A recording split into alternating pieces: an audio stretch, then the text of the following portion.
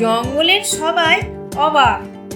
গজু আর মহারাজ দুজনেরই বয়স এক, কিন্তু একজন হলো সুপুরুষ আর একজন ভুঁড়িওয়ালা। কি রহস্য কেউ জানে না। গজু দাদা কেমন যেন একটু বয়স্ক বয়স্ক হয়ে যাচ্ছে, কেমন যেন থক থকে। আর মহারাজ এখনো কেমন দৌড়াচ্ছেন, শিকার করছেন, গোটা জঙ্গলটা দেখাশোনা করছেন। রহস্য কি? সবাই ঠিক করলো আজ মহারাজ আর গজুকে জিজ্ঞেস করা হবে। জঙ্গলের মাঝখানে সবাই তাই জড়ো হয়েছে।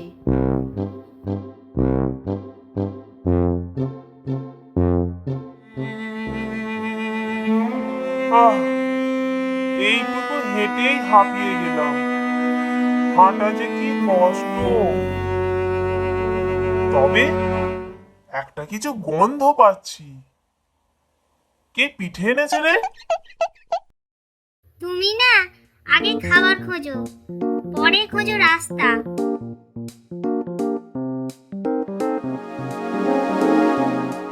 এবার সবাই মিলে মহারাজকে তাদের প্রশ্নটা করেই ফেললো। উত্তরে মহারাজ, গজু, একটা কথা বলতো, আমরা তো একসাথে বড় হয়েছি না? হ্যাঁ হ্যাঁ, আমরা একই দিনে স্কুলে গিয়েছিলাম, আমার পরিষ্কার মনে আছে। তাহলে তুমি এখন ভুঁড়িওয়ালা কেন?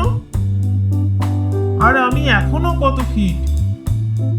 গজু একটু চুপ করে রইল, তারপর বলল, আমি তো সব খাই, যেমন ঘাস পাতা খাই তেমনই খাই কাঁঠাল, পিঠে, জিলিপি, লাড্ডু, পকোড়া, আইসক্রিম সব খাই। মানে তোমার পেটটা একটা আস্ত ফ্রিজ। আর তুমি তো খাবার চিবানোর আগেই গিলে ফেলো। তোমরা কি বলতে চাও?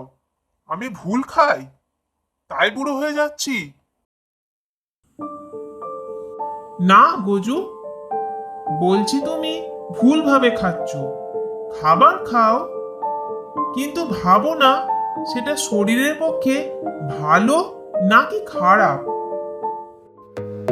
তখন মহারাজ একটু বোঝাতে শুরু করলেন। শোন গজু, দুই ধরনের খাবার আছে, জাঙ্ক ফুড আর হেলদি ফুড। মানে? জাঙ্ক ফুড মানে যা খেতে মজা লাগে কিন্তু শরীরের জন্য খুব খারাপ, যেমন তেলে ভাজা, মিষ্টি, ফাস্টফুড, কোল্ড ড্রিঙ্কস এইগুলো। এইগুলো খেলে কি হয়? শরীর মোটা হয়ে যায়, শক্তি কমে যায়, পেট খারাপ হয়। আর হেলদি ফুড কি? আর হেলদি ফুড হলো ফল, সবজি, ডাল, দুধ, শাকপাতা, প্রচুর জল, এইসব। ও, বুঝতে পারছি। আমি বেশি খাই আর যা ইচ্ছে তাই খাই। আর আমি ঠিক পরিমাণে খাই আর শরীরকে কাজে লাগাই। গজু মাথা নেড়ে বলল যে সে বুঝতে পেরেছে। কাল থেকে আমি রোজ হাঁটবো আর পিঠের বদলে পেঁপে আর শাকসবজি খাবো।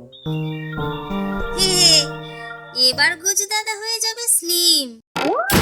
তুমি আবার বেশি দৌড়াও না, দৌড়ালে মাটি কাঁপবে। হি হি। তোমাদেরও জানাশোনা কেউ কি আছে যে সব সময় জাঙ্ক ফুড খায়? তাকেও বলবে এই গজু আর মহারাজের কথা। পরের মজাদার গল্পে আবার দেখা হবে। ততদিন সাবস্ক্রাইব করে রেখো বাংলা ফেবল স্টুডিও। টাটা, সুস্থ থেকো আর হাসি খুশি থেকো।